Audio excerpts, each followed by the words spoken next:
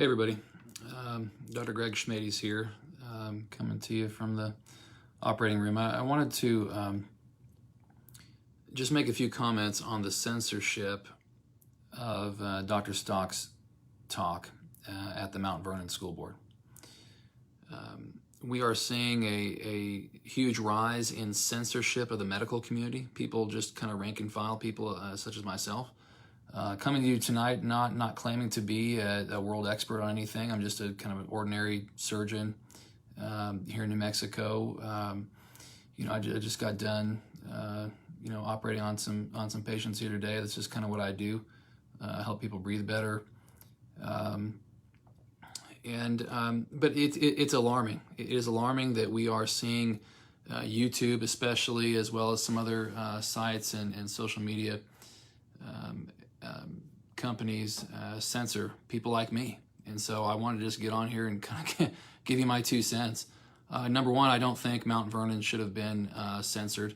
I don't think there's any sort of dangerous information or quote unquote misinformation in that video. And we're going to talk about some other doctors that have been censored as well, who have been very brilliant, very positively respected people in their communities. But first, let's go to the Mount Vernon video for a second. So, if you look online, you have these supposed fact checkers and some local media. Interesting that national media hasn't really picked it up, but some very just kind of local Indianapolis media that's picked it up. And if you watch closely and read closely, you'll actually notice that they actually don't refute any of Dr. Stock's claims. They make some straw man arguments. The Indy Star says it's, they have some quotes that say it's misinformation, or it's quote unquote just false, and they have these other doctors that have the quotes, but they actually don't cite any evidence at all. I find that very remarkable. And they don't come up with any sort of credible arguments. They just say, oh, the guy's not credible, so just ignore him, nothing to see here. That's not what medicine's about. That's not what I was trained to do.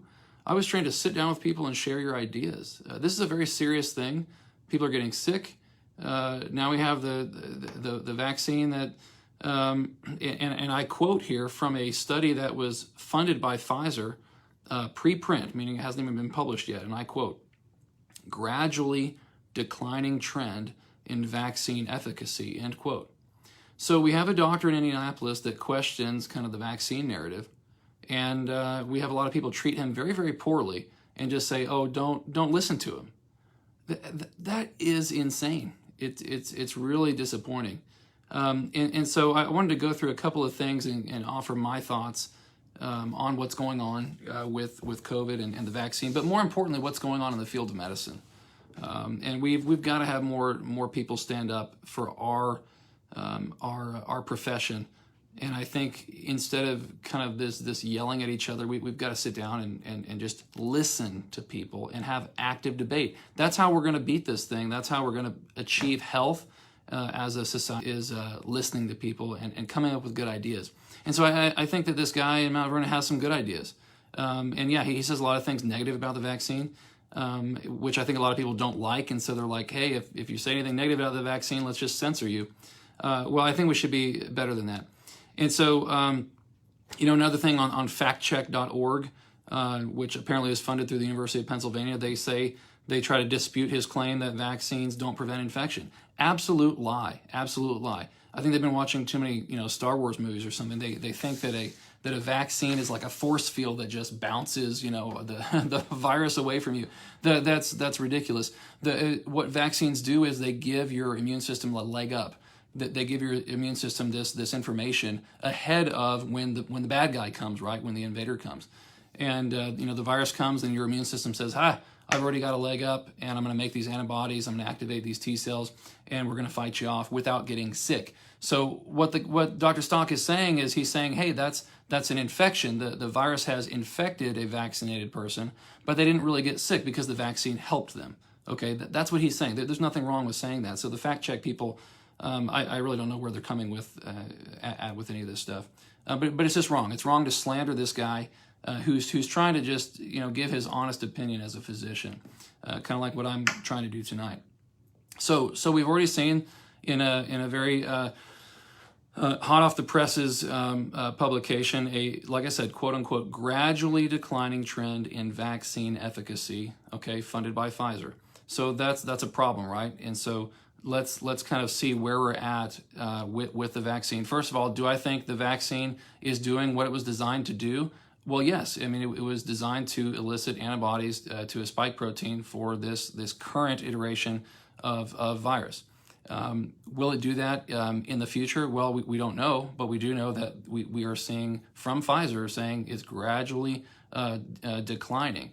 So I think we need to really rethink things, and hopefully some of my thoughts will be helpful.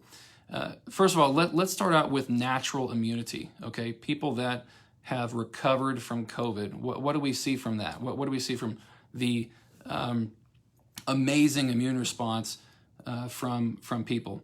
Well, here's a quote from a recently published study.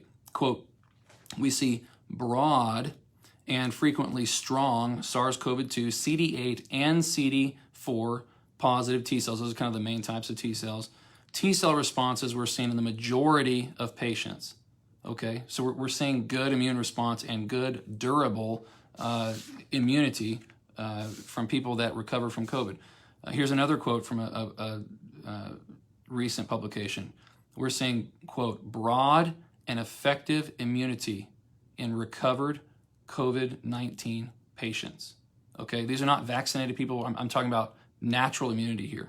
Okay, broad and effective immunity in recovered COVID-19 patients. All right. So, and what are people saying about natural immunity? Well, what they're doing, what smart scientists are doing right now is actually they're looking at the natural immunity, how a healthy person's body develops immunity to the COVID-19 virus, and then they're kind of trying to replicate that. They're trying to piggyback onto that. Okay, and so here's a study of a scientist that's doing just that, and let me share this with you. CD4 positive T cell responses equally target several COVID proteins. Let me stop there. A natural immunity, think of this like a Rubik's Cube, okay? And you're getting immunity to all these different surfaces, all these different types of proteins, whereas vaccines are giving you immunity to the spike protein, okay? Just one. I'm not saying that's a good thing or a bad thing. I'm not claiming that is going to change any clinical outcomes. I'm just telling you the facts, okay? So this study says that T cell responses equally target several COVID proteins, whereas the CD8 T cell responses preferentially target the nucleoprotein. And get this, here's the key, highlighting the potential importance of including the nucleoprotein in future vaccines. Okay, why is that so profound? Well, now what people, and my prediction, by the way, is that what we're going to see in the coming years is we're going to refer to the vaccines that are out now as first generation vaccines that just targeted one protein. I think that they're not going to do what we think they're going to do. I think natural immunity is going to be more robust because it's already been shown to be more robust in these sorts of studies that we have now, the knowledge that we have now. And I think that we're going to have second generation and third generation vaccines to the coronavirus as people try to target more proteins and more, to develop more what's called epitopes from, to the virus. And of course, it's a moving target, right? And so that's really where I wanted to go at is what is the overall strategy here? And that's why I think Mount Vernon should not have been censored, because the guy is just questioning the narrative. If we look at the big picture, what is he really doing? He's really just questioning, are the vaccines doing what we want to do? He never told anybody, don't get a vaccine. He never said it's not going to help anybody. What I would personally hope for is that in the next, hopefully second and third generation vaccines, I'm hoping that they could be used to help people that are high risk for COVID, people that are, whatever you want to say, 75 and up, people that have health problems.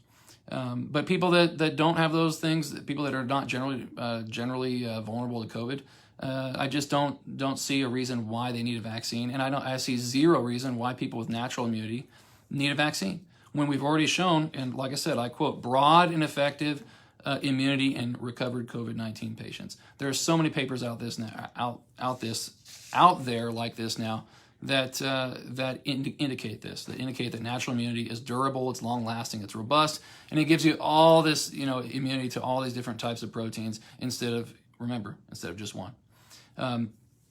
Is the vaccine so far shown to be safe? Yes, absolutely. These vaccines have been shown to be safe, with some exception. I mean, we have to be honest. I mean, there has been some complications in kids, and there's a very, very, I think, realistic discussion that needs to happen in the medical community. And I'm not here to make any claims tonight. I'm just going to say that, look, kids are so low risk for COVID-19, so low risk. Does the tiny, tiny benefit from a child getting a vaccine outweigh the risks, the tiny risk of getting a vaccine? Do those outweigh each other or not? And I think that's a very legitimate question to ask when we've seen kids develop myocarditis. We've seen kids die after getting the vaccines. Very, very rare. But also, what is also very, very rare is a kid developing severe morbidity and mortality from a natural COVID-19 infection, especially in a healthy kid. So where am I hoping from just where I see it? Where do I hope we're going to? Where are we headed? I hope that we will develop more sophisticated, more robust vaccines that can be used in a more targeted way for people that are actually vulnerable to COVID. I think we need to stop the vaccine mania, especially people that already have natural immunity and people that are otherwise healthy and not at risk in general. We need to stop talking about mandating vaccines for kids when COVID-19 is not generally a pediatric disease. And then, I want to circle back at where I began as I close. We've got to stop censoring the medical community. We've got to listen to people's ideas. A lot of people that have really good ideas out there, and nobody has all the answers. Just like I don't have all the answers. But we've got to stop censoring. Peter McCullough, who is a very well-respected cardiologist, he published a paper along with 56 other authors, okay? This is 57 total authors in a peer-reviewed study. He published a paper last year showing a treatment algorithm, an early treatment algorithm for COVID. And he got on YouTube and explained his paper to help other physicians get people early treatment for COVID, people that were high risk, and to help these people not go to the hospital. And what happened? His video was shut down from YouTube. And I quote, it says, YouTube does not allow content that explicitly disputes the efficacy of local health authorities or the World Health Organization. So we're in the midst of a pandemic and you're telling me that we can only listen to a couple of people. We're gonna suddenly shrink everyone's ideas and our all of our knowledge and all of our diverse backgrounds. We're gonna just kind of laser focus it and only listen to a very narrow group of people. That doesn't sound smart. That doesn't sound like somebody that's wanting to actually help people to me. It sounds like people are just wanting to hear what they want to hear, Very, very dangerous, and I think deadly for many people. And I noticed that here in my practice in New Mexico as I was fielding calls from people whose physicians, honestly, and I hate to say this, deserted them. Absolutely deserted them when they had a positive COVID-19 test. They said, just go home and we'll hope for the best. When these people were at risk, they were high risk for developing like a severe inflammatory response, and they didn't offer them any sort of treatment. So the bottom line here is stop censoring us. Stop censoring physicians that are asking reasonable questions. And yeah, maybe someone like me is going to say something negative about the vaccine, but that's fine. We all want the best for our children. We want the best for our families. We want to see people get over this virus, and we don't want to see people die. But stop just this kind of vitriol. That's what we need to do, and that's my pledge to any other physicians that are watching this video. Is let's sit down and actually talk to each other. And see how we can just do our best, and let's look at the data, okay? And so I'm gonna close this off tonight, but I really want us to think closely about what are we doing with the vaccine and what can be done. Let's remember, this is a virus that by and large does not make the majority of people sick. It makes a very, very small fraction of the people it infects sick. And we are trying to keep up with that, a virus that's infecting tons and tons of people all the time and mutating. Are we really going to keep up with that? I don't think we're going to in the long term. But I do think there can be some very positive short-term effects for some of these vaccines, especially in high-risk individuals. So let's keep fighting. Let's keep listening to each other, more importantly, and let's work together. Thank you.